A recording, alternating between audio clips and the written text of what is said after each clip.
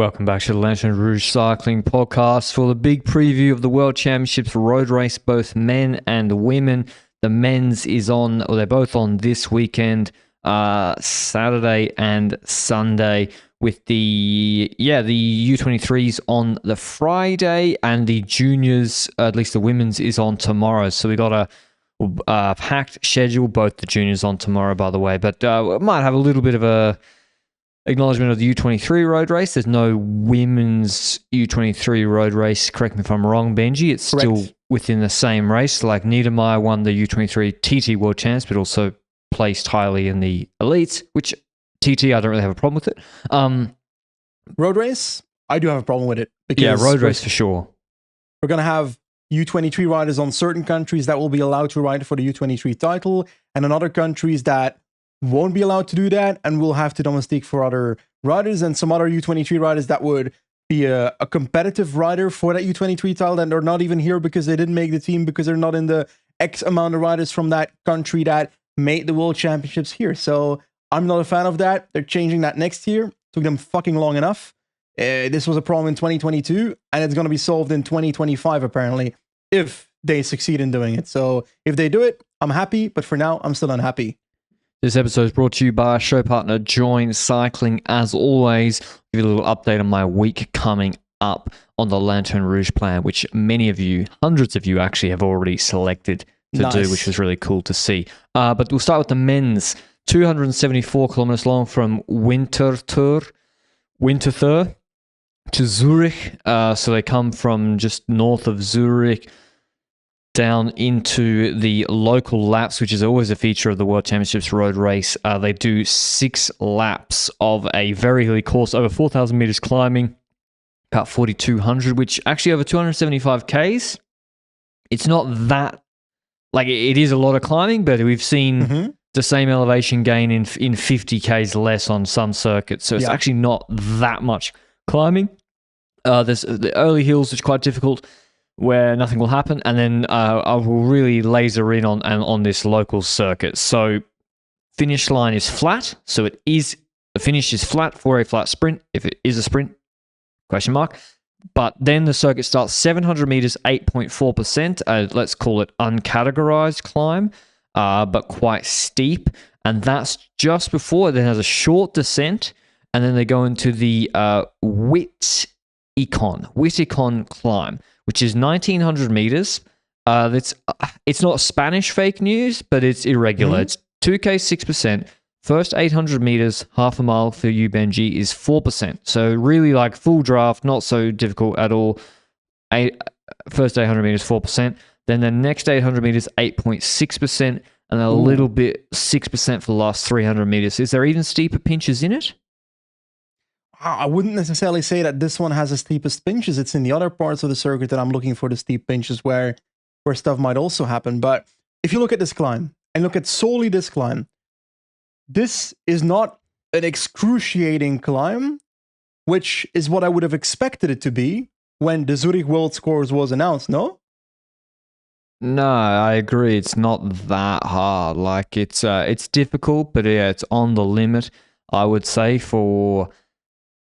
Yeah, I mean, of course, if Pogačar, which is most likely, it's going to be difficult. It's difficult to follow him on a flat road. So, but yeah, it's not that difficult. I would say it's easier than if we go and look at a previous World Championships. I know this is a long time ago, and listen, things change. But if you look at the Imola course, 260 Ks, more climbing.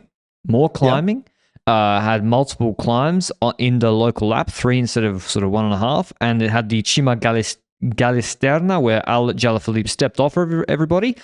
That also for the first K was about 3%, and then it was a K at 11.5%. Much harder.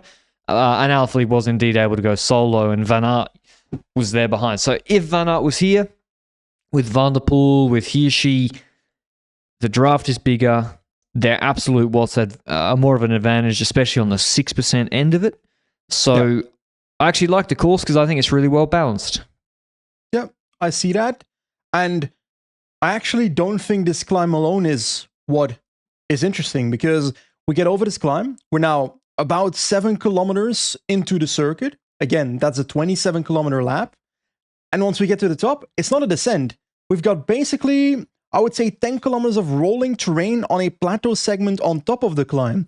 And on this rolling terrain, on top of this climb, we've got 3 to 4 climbs where it's short climbs. It's like a street that goes uphill, 200 meters, like some of the streets in Leuven World Champs. Remember where Alaphilippe went into, attacked on the most random street in Leuven? That's also the kind of streets we have on the rolling terrain on top of this climb.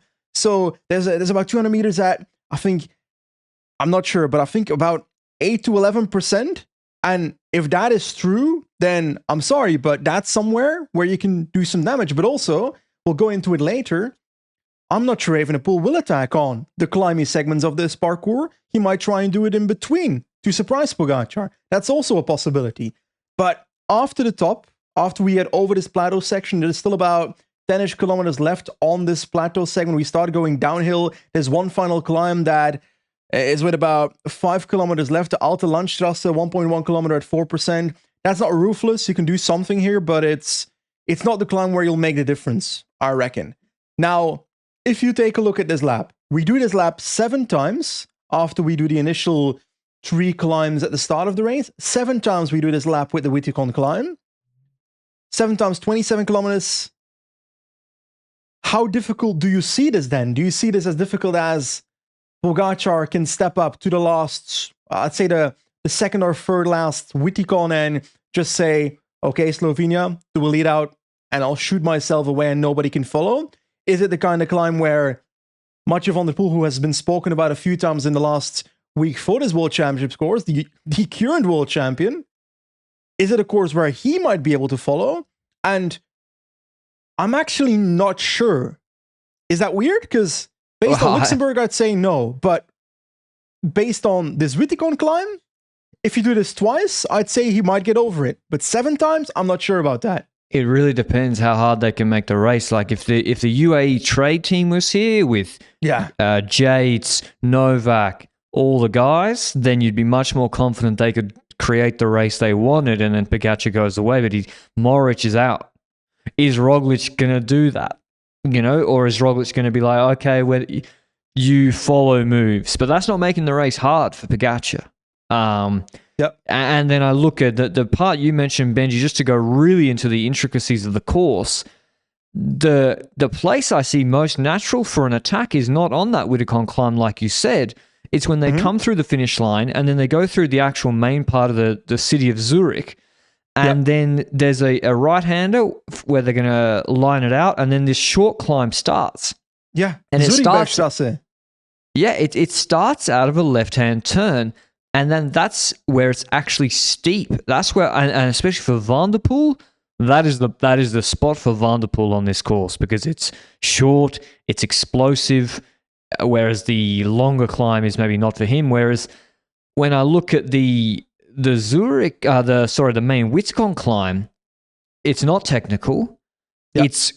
They descend into it. You're on the wheel and you go around this big sweeping right-hander, and then the whole climb, where it's the 800 meters at 8%, it's literally a straight line. So you're on the wheel.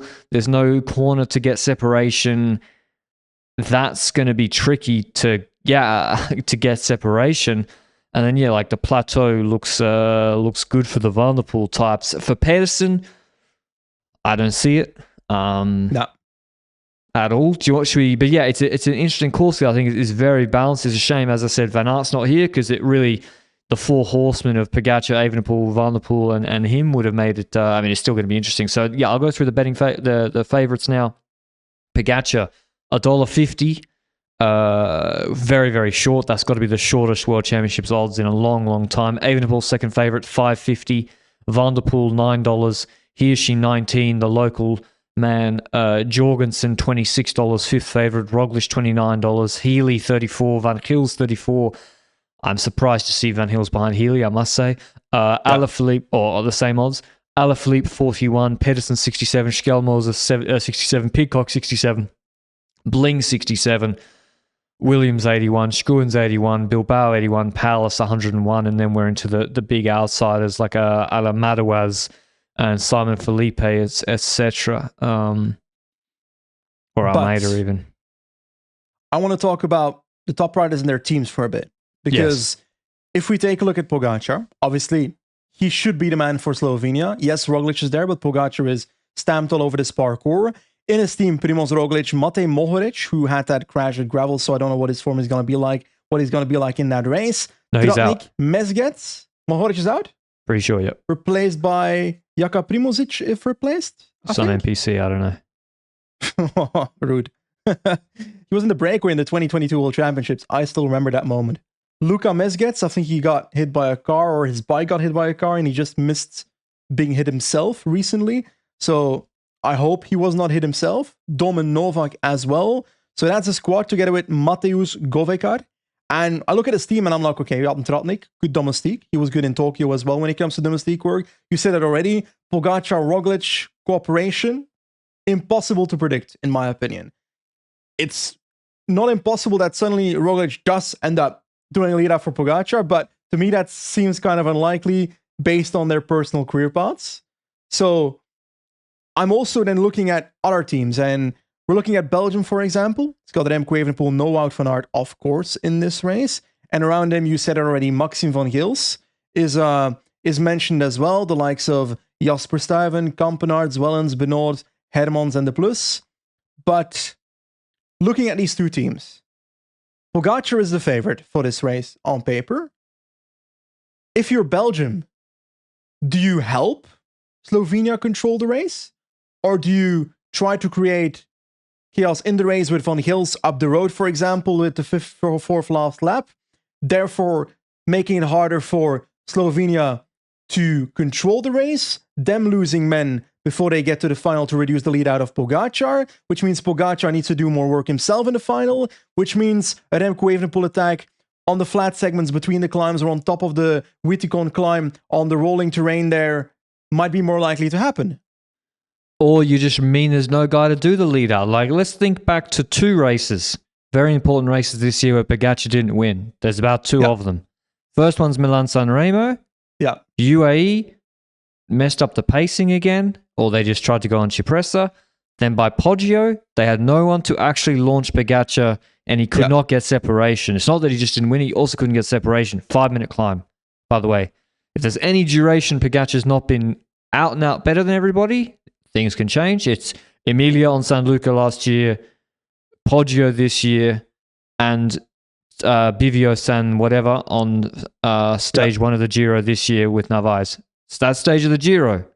UA lost control. Pogacar had to go from the bottom with everyone in his wheel, and he couldn't, and he dropped nearly everybody, but he couldn't.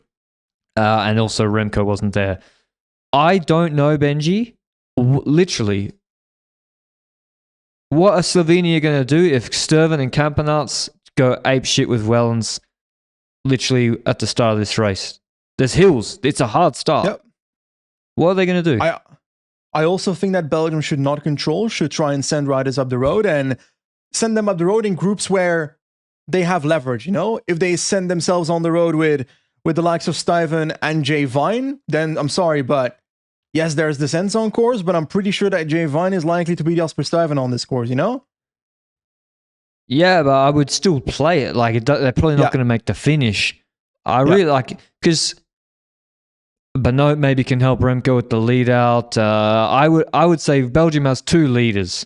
Van Gils should be a leader, or like a sub leader. Him and Evenepoel, and the others, I would try and make the race as difficult as possible for Slovenia. And yeah, I don't really see any advantage to helping control. Even Quinten Hermans, like if you get him in a group with that, and you want two in groups, if you got Hermans and Wellens in a group with Santi Buitrago, Mikel Honore, Tesfacion, whatever, Carlos Rodriguez or Bilbao, I think you can live with that. I could live with that if Slovenia means they have to be put in a bad position.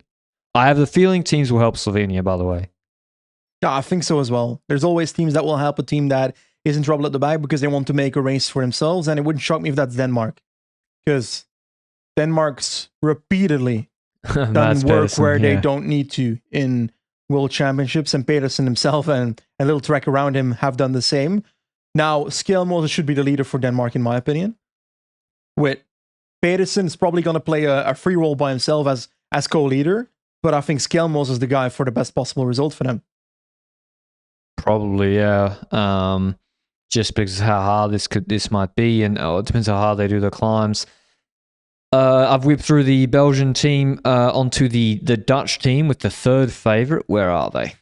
There they are, Mathieu van der Poel. So they have, I would say, a weaker team in terms of leaders, but still a strong team for helping Van der Poel, I would say. Van der Poel, Riesebeek, Kelderman, Lemon, Frank van den Broek, Dan Holer, Mollema, Omen, Sjoerd Baks. I think Pogačar would trade his team for this team. Actually. Because like Kelderman, Lemon, Baks and Van den Broek, they can just help him position, and I think that's going to be their job for Van der Poel. There's no one there. The problem for this team, though, is there's really no one in that team that if they jump with Max, let's say what I realistically think, it's very nice what I said that Belgium should do, but let's say realistically Benji, it's like fourth last Wittekon. The fourth or third last, 90Ks to go, 70Ks to go. Van Gils jumps. Yeah. There is no one on the Netherlands apart from Van der Poel you would be comfortable going with. You will lose every time. On paper, yes. But it wouldn't shock me if the Netherlands bets down on someone like Frank van den Broek, you know? I do. Van der Poel doesn't mind. He would rather take a risk than put himself in a position where he makes himself more likely to lose personally. Because if you put Frank van den Broek with Van Gils, for example, there's probably going to be other countries that join. These are the opportunities for Healy to go up the road, eh? For America. The likes of USA to go up the road as well. They've got riders like that as well. Because Jorgensen, on paper, he's going to do it in a one-up against Pogačar on the last climb. So you'd like to get ahead of the race a little bit. McNulty as well. You'd like to get ahead of the race. Or the marker. Or do you think these countries... There's two ways these countries could look at it. On one end, they could look at it from the way of, okay, we need to get ahead of the race and anticipate. Or they could look at it from a Tokyo perspective of, if we get over the top with a larger group of 8-10 riders, if nobody really gets that separation, then I could get the opportunities on the rolling terrain on top. Like McNulty did in Tokyo, no? And because there's three big guns here, so say Pogačar actually gets stopped. Remco goes with him and Van der Poel. Let's say the three favourites go over the top of the last Wittekon, and we still have from there, from the top where that climb finishes to the finish, it's 20 kilometres. That's a long time to come back. That's half an hour to come back. Who relays? Good question. Remco shouldn't. Why would he? Yeah. He definitely shouldn't. Van der Poel should be happy to relay if they relay with him, for sure. Yeah.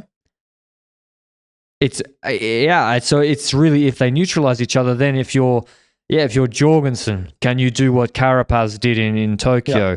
If you're Mark Hirschi, that's what you'll be waiting for. Johannesson on Norway. Let me pull some other names out. Carapaz isn't here, by the way. He's not here. He had to go back for a family emergency. I think his daughter was unwell, so hopefully she's okay. Tom Schoens for Latvia. Do not count out Schoens in a long race. Do not count him out. Not to win, though. I'm sorry, but I don't see it to win. Top 10 locked, that guy. Yeah. Sharkman even.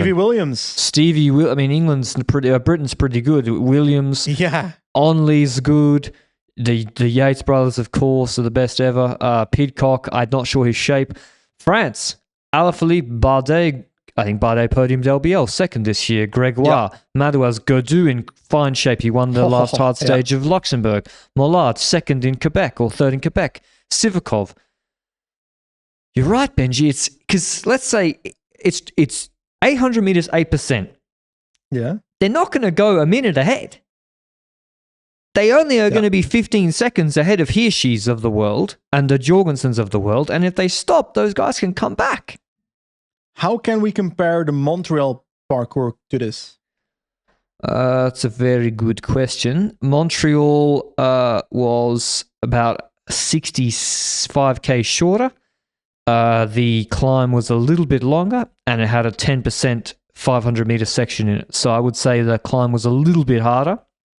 And also there was no, I'm not saying Jorgensen doesn't get put on the same gap. He was put on 10 seconds, let's say. But I'm saying, but there's Remco there on the wheel of Pog. And the same thing you mentioned earlier, that race had Pogacar being led out by a straight team, and now he's being led out by the Slovenian team, which looks weaker. Yes. We're saying weaker partially because we don't know what role Roglic will be playing, right? Yeah, if Roglic does a nuclear lead out, then that changes things, and they can control the race easily. But I don't... In Montreal, it was a little bit of a shame. I was looking like maybe UAE just really controlled the race well, but no one did anything. And we've seen last year's World Championships, this year's Olympics, nobody's going to wait. It's not going to be like that. So, how do you see the chances for Roglic to win this race? I think Slovenia should use him and put him in moves when they inevitably come in the third and fourth last laps. That's the best way to use him, I think.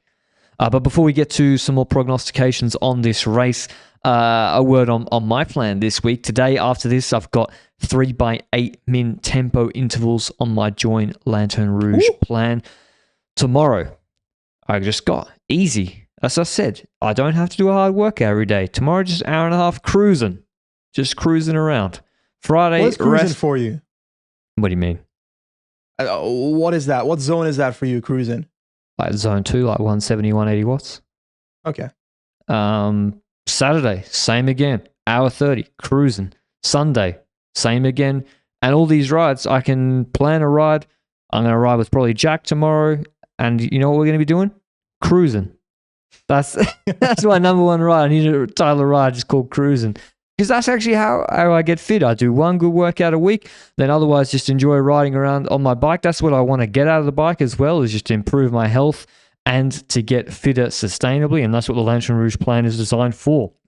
Really polarized to make it sustainable and achievable. So if you want to go and check it out, you can go to Join Cycling in the App Store. Just download it, take 20 seconds, and then it'll be on your phone. You can get a 30-day free trial and test it out for yourself.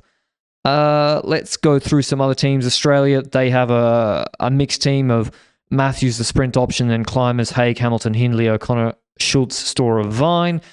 We have, what else? Austria, Felix Gall, Großschartner. Yeah, like what Pogacar wouldn't trade for Großschartner on his team. Canada, Mike Woods, Vasek on Czech Republic, Danny Felipe, Martinez, Buitrago, Tejada, Rubio, Vargas on Colombia, Bidiam Girmay on Eritrea. Question. Sir. I want Luke to check while I'm talking whether Zambanini is in the Italian selection or not, because what I'm looking at is not fixed yet, because I was of the opinion that Zambanini should have been selected for the Italian national team, because I reckon he could have top 10 this race. On FirstCycling, he is in the long list. Baggioli, Catania, Ciccone, Frigo, Rota, Tiberi, Ulisi, Zambanini, Zana, no Bettiol. Top 10 at both Montreal and Quebec. Is Bettiol injured? This guy's been pretty good.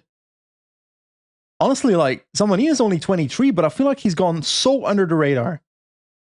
Well, yeah, because he just sits in the group and then sprints for 10th. It's a good result. I know, but... I'll take it. Yeah, I'll take it. But, yeah, third in Tour of Britain. Bologna, he was 7th overall. So... What the hell? Sorry? Bologna, he was 7th overall. Yeah, like... He's the Zubeldia of this year, in my opinion. Yeah, no one's really mentioned him. But yeah, he's got a decent kick on him after a hard climb. I would say as well, why am I so convinced that the race will open up early? And that's just because of the way it's happened the last two major international events. So first was World last year, it opened at 1:30.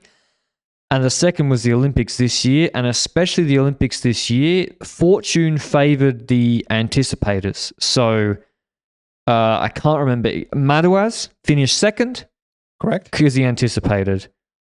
I can't remember what Schoen did. Vhala and Kung anticipated 6th and 7th. I can't remember if Tratnik did either, or Healy. But there's 3 or 4 guys in the top 7 who anticipated and got rewarded for it, and so that's why I'm convinced. I'm convinced that Belgium, especially, got to use it or lose it, and I would be using Campenaerts on that ridge line if you're not going to do it earlier.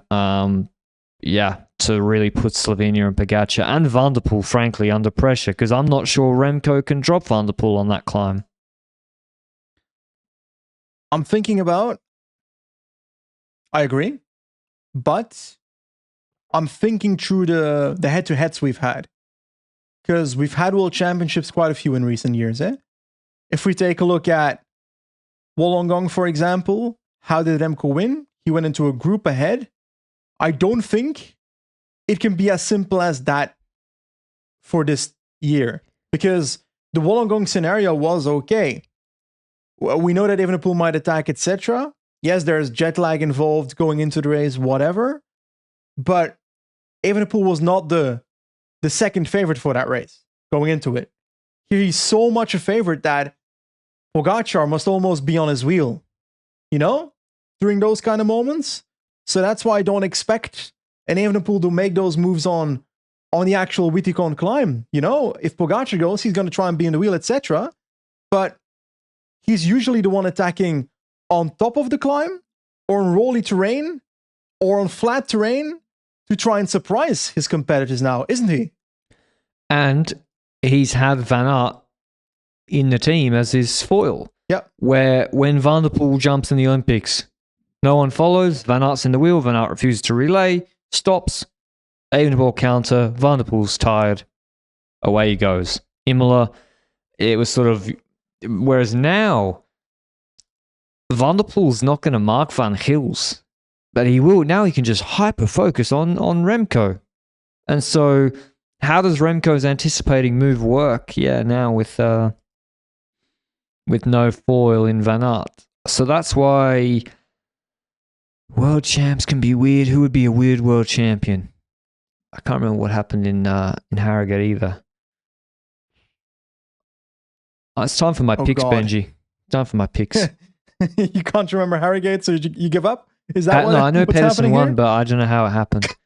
I vividly remember that he went with Kung and some other dude, Trentin maybe, and Van der Poel perished earlier because he overextended too early or something. He had a hunger knock or whatever. So that's how Pedersen ended up winning or something.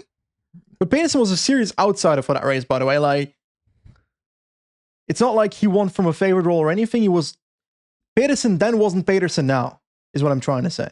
Right. I'm now remembering Alaphilippe was good in Montreal. He actually was. Yeah. God, imagine if Alaphilippe wins the World Championships. For Tudor. I'm going to go with Maxim Van Gils to win from a group ahead. Van Gils was 4th in Montreal.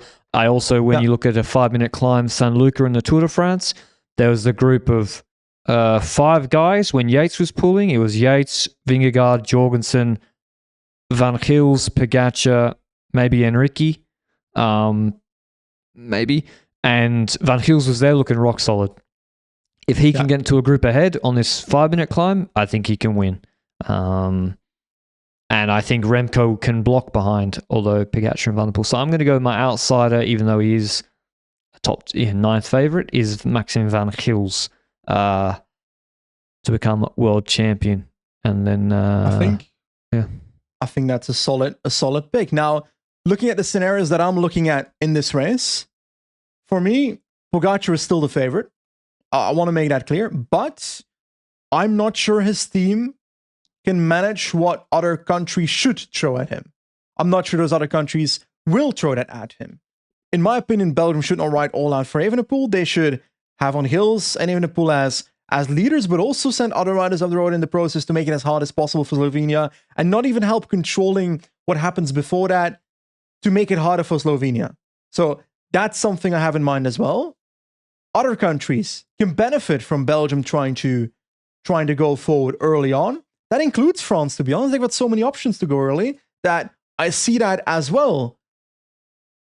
I'm thinking Pogačar is kind of boring, right? Because he's a favorite. So while I do see him as a favorite, I'm going to go for... I will go for... Actually, don't know. Why do I always do this to myself? People in the comments are now screaming, Benji, write your picks down before the podcast starts. Patrick's now, Benji, get on with this damn podcast. I need to do my join cycling right after this. I will go fuck. Quick look at start lists. I'm going with... I want to go with a French rider for some reason. But I'm not going to do it. I'm going to go for Skelmose. Would be Archie Ryan. Who'd you pick? Stevie Williams. That's I switched last minute.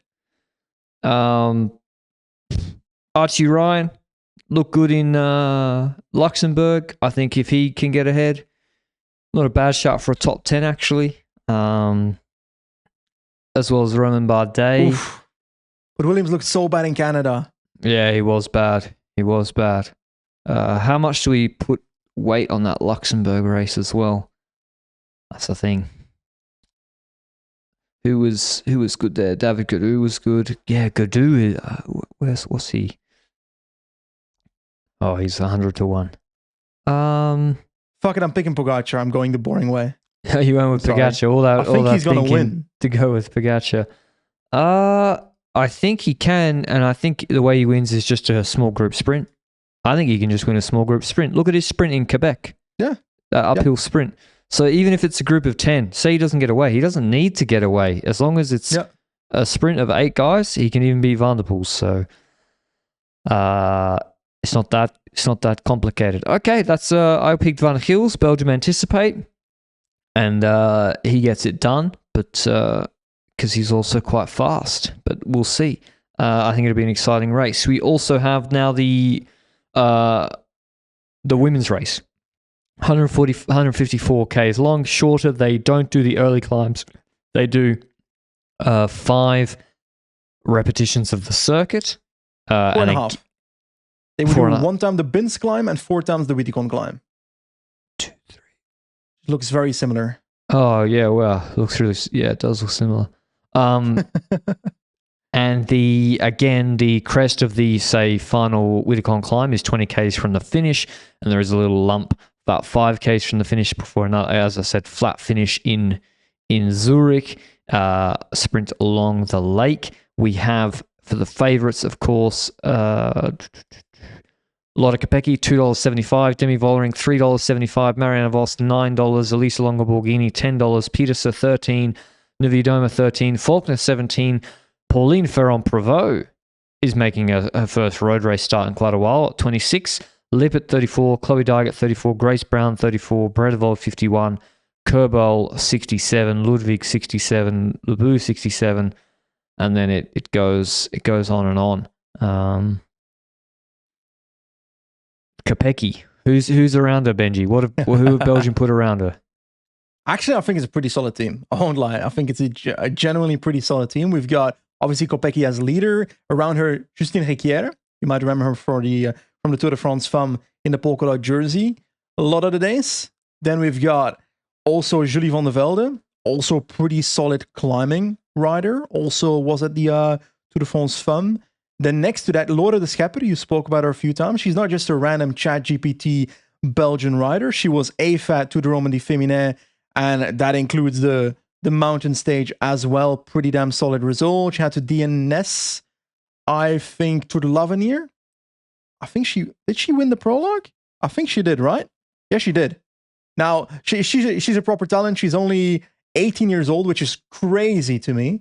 But she's good support, that's for certain. Julie de Wilde, we've seen this rider quite a few times already. She's more than just a sprinter, a bit of a versatile sprint type, I would say. Can climb a little bit, so could be useful too. Margot van Pachtebeke, still remember her from, was it 2022 Brabantse Pijl that she followed the group with Vollering, and that was the first time we were like, okay, damn, this rider can cook.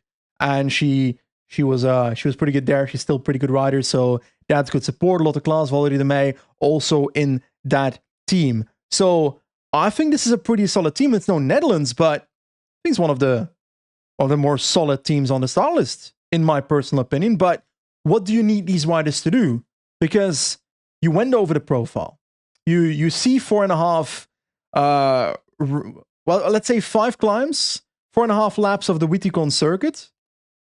And yes, that climb is not rooflet. So I actually feel like Kopecky, based on what you showed in Roman, he should really be able to consume these climbs quite well.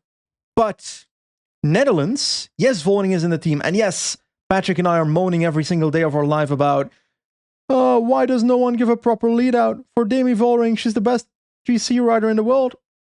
I don't think Netherlands should play it here. I think Netherlands should play numbers. Because if you look at the Dutch team, the one I have is unconfirmed, but Demi Vollering, Marianne Vos, Talita de Jong, Royakker, Spuk Pietersen, Rianne Marcus, and Bredewold, that shouts playing numbers, right? Yeah, and when you look at the shape of Marianne Vos, and this year she's beaten Kopecky in small group sprints multiple times. So Kopecky has to, and Pietersen has won sprints. So Kopecky's the one that has to go solo, I would say. Because say Kopecky is in a group of 8 riders, she will probably be on her own, and there will probably be at least 2 nations with multiple riders, and then Vos can still beat her in the sprint. And so it's a tricky situation for Kopecky. Does it benefit Kopecky that countries like Poland for Niewiadoma and Germany for Lippert will try and make the climb harder, and therefore make it harder for Vos, while Kopecky might be able to follow those riders? I mean, we're assuming they do that. I would say, who's going to do that on Germany? Like, to the point where it drops Vos. Like, yeah. Is Hannah Ludwig? Yeah, Niedermeyer could, I guess, but I'd be more getting her to attack. Italy could do it. I think France maybe have the strongest climbing team, because I see there's no sprinter on France. Bunel, climber. Lia Cournier, all-rounder. Ferrand-Prévot, climber. Kerbol, descender. By the way, I looked at the Strava segments of the descents from the TTs. Yeah. She's like top 10, including the men, I think. Yeah. On the, like, she flies. She's like just an elite descender. And we have some on this course, a fair few. Evita Muzic, climber. Lebu, climber, sort of all-rounder. And Jade Veal is more of a classics rider. So they don't have a sprint option. So France have to make the climb hard, I think. That's the only way Ferrand-Prévot can win. Or any of them can win, really, except Kerbol, maybe going clear on the descent. So I then look at the USA team as a pretty strong team with Dygert, Ruth Edwards, Kristen Faulkner, who won Olympics, and Lauren Stevens, sort of the notable riders. Lauren Stevens, you may not know her. Well, you will because she rode for Tibco and EF, but she mainly raced in the US, but she's actually very, very strong. So don't be surprised if she's in a group. Quick through other teams. I would say Poland, yeah. Skalniak, Sojkov, Lodashik, who's 5th in TDU, Niewiadoma, Martalak, strong team. Have we gone through the Italian team properly? Because is it confirmed? It's the one I'm looking at is not confirmed, but I feel like every list I've looked at today is not confirmed. So I'm going based on the fantasy teams that I have in front of me. But Elisa Longoborghini, like, she was bloody great for the first 7 months of this year.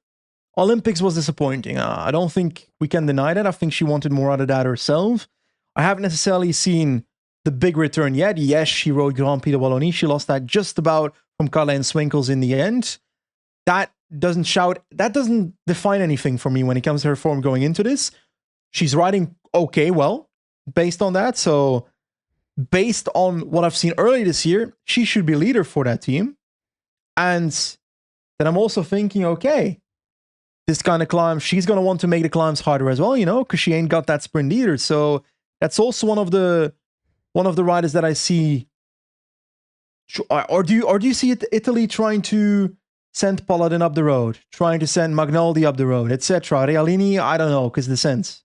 I think they'll just follow, to be honest, and Longoborghini will try to pick a moment and hope it's... I think Longoborghini will hope that it's like a group of 5 to 8 riders with about 20 k's to go. And then on the rolling terrain. Yeah, and then no numerical... Everyone's isolated and she can try something. Her sprint's okay, not the best. Carlijn Swinkels. How'd she not make the Dutch team? Crazy, huh?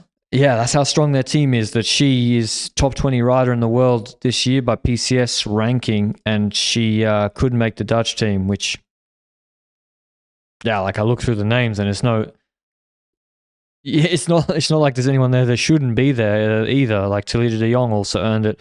Marcus just won in Romandy with a long solo on hilly terrain. So if I'm the Netherlands, I play Talita de Jong, Brianna Marcus, and Misha Bredevold, 3 in a group of 10. See you later, Belgium. Have fun controlling that. Royakkers too, I think. Yeah, any of those riders. And they would win. Yeah. Bredevold's really smart. She always in control. Never lets it. Do you see a scenario where Belgium responds with Hikier and so forth and tries to not control but goes in the group instead? I think that'd be a mistake indeed. Yeah, that'd be a mistake. That'd be the same mistake as Wollongong, Trotnik following the Evenepoel group and then Pogacar being stuck behind. Yeah. And then what would happen is no one will help. Yeah. You'll get to the climb. Faulkner will absolutely smash the climb. She'll reduce then the chase to like 5 riders. And then the 5 riders will be still 20 to 30 seconds maybe behind the group ahead. And then they won't cooperate. And they have no domestiques hypothetically, left. Faulkner and Brown I see as a similar categorization of riders. I think that's fair to say. If I look at those riders, I think there's also a potential option that they make it into a group of 5 and 8, like Longo Borghini, like we said. And they're the ones that attack between the rolling terrain on top of the Witticon climb and try to win the race like that. And I think it's not impossible that Brown wins the road race. I think it's not impossible that Faulkner wins the road race because, let's be honest, what she showed at the Olympics was pretty damn strong, you know? Yeah. I think Faulkner has a really, really good chance. I don't know what's her shape like. She hasn't raced since the Tour de France, where she was still good. So I don't know. Presume she's fine. Been training. And what happens if you got the Olympics plus World Champs? Do you get like a special? What sort of golden rainbow bike? Should we ask Remco? Well, true. Yeah, he is the existing, at least until Sunday. And Brown? Yeah. Yeah, on the TT. Yeah, on the TT. I think Kopecky will. The problem for those riders is that Kopecky will respond to Longo Borghini and Faulkner and Brown. Or maybe not Brown, but yeah, because they're so respected. So What race did we watch where Kopecky burned herself trying to close people left and right? Well, obviously the Olympics, she was caught behind because of the crash. Yeah, but then Faulkner was also straight up stronger than her. Yeah.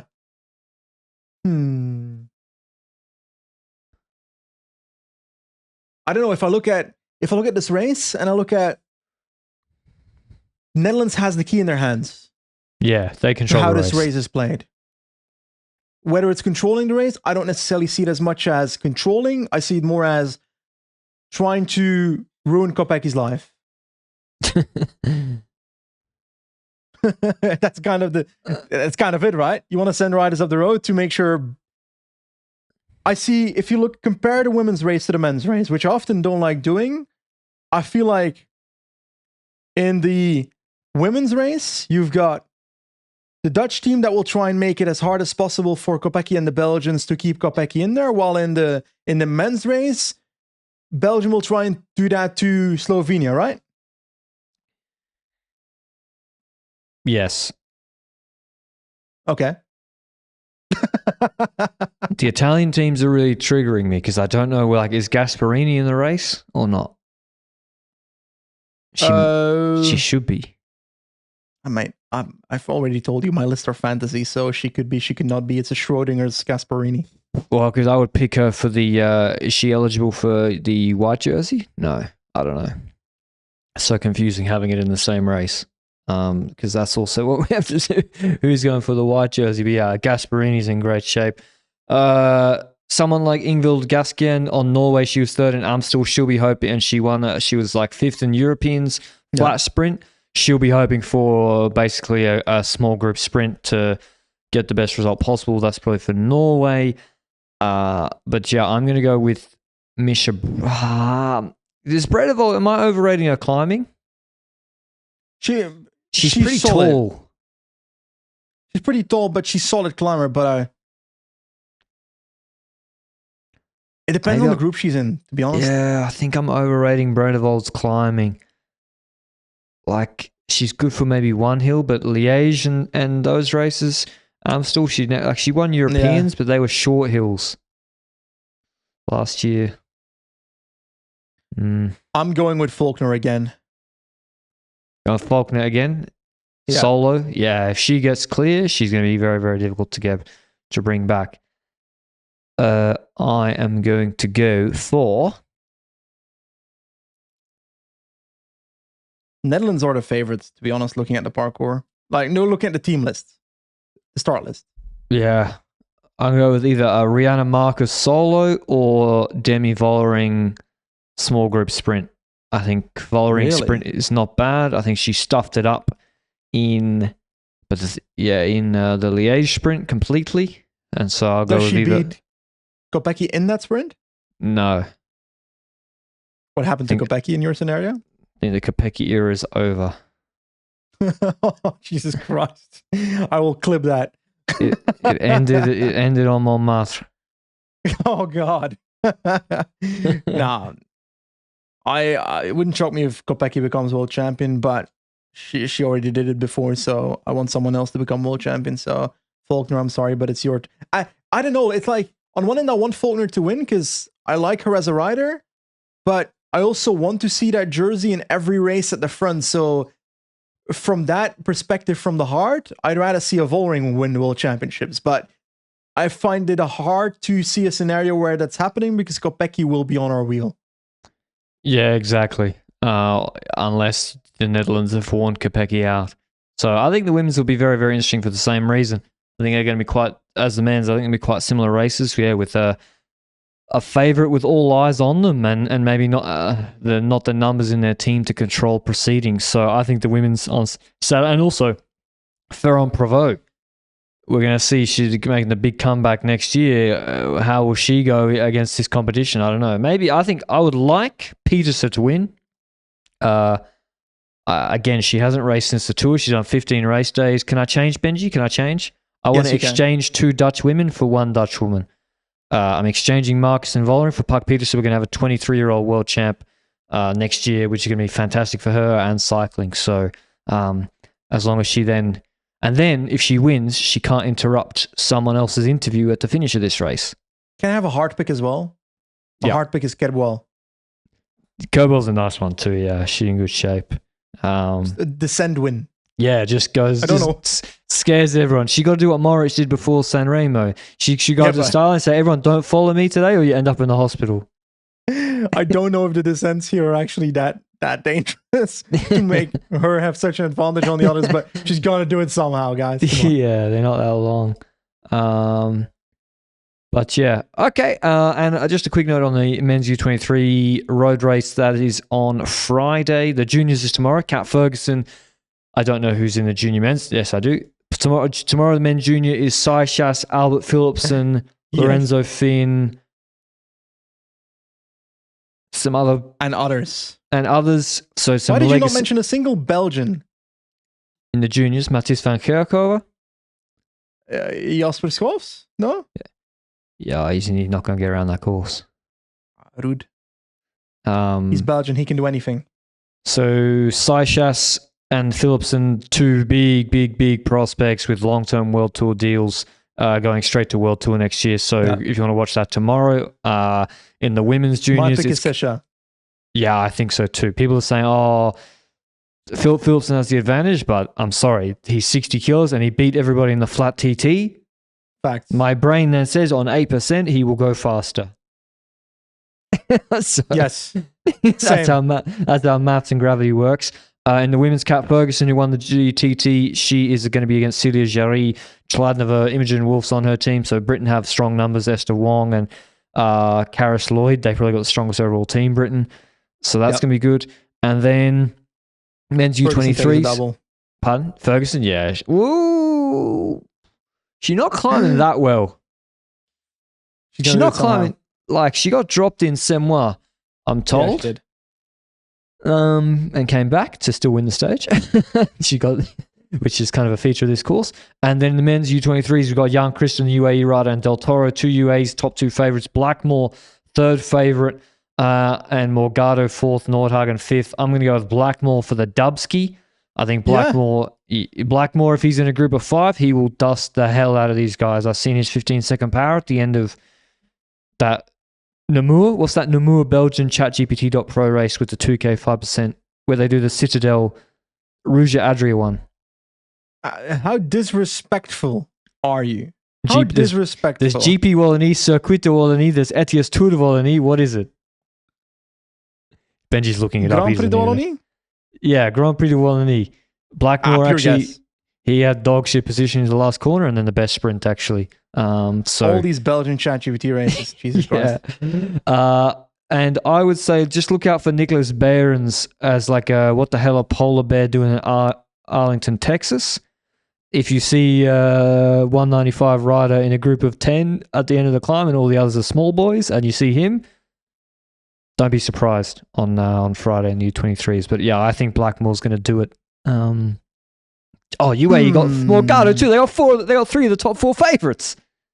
Yes.